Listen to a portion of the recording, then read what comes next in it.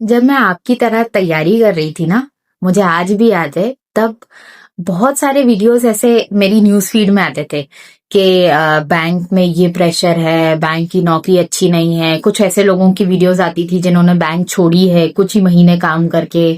तो मुझे बहुत डिमोटिवेशन होता था और मेरे कुछ देखने वालों को भी डिमोटिवेशन फील होता है। वो पूछते हैं मुझसे कि मैम आप तो अब बैंक में पहुंच गए हो, आप बताओ रियलिटी क्या है, क्या सच में इतना प्रेशर है?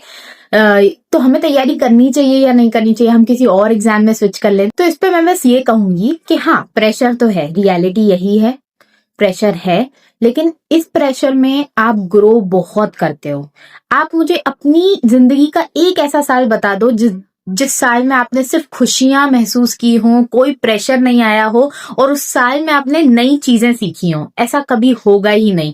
जब तक आप पे प्रेशर नहीं आता, आप नया कुछ नहीं सीखते हो। अगर आपकी पढ़ाई में प्रेशर आता है, बार बार फेल होते हो, तब जाके आप कुछ नया सोचते हो कि भाई मुझे पढ़ाई इस तरीके से करनी है, या मुझे पढ़ाई नहीं करनी है, मुझे कुछ और करना है।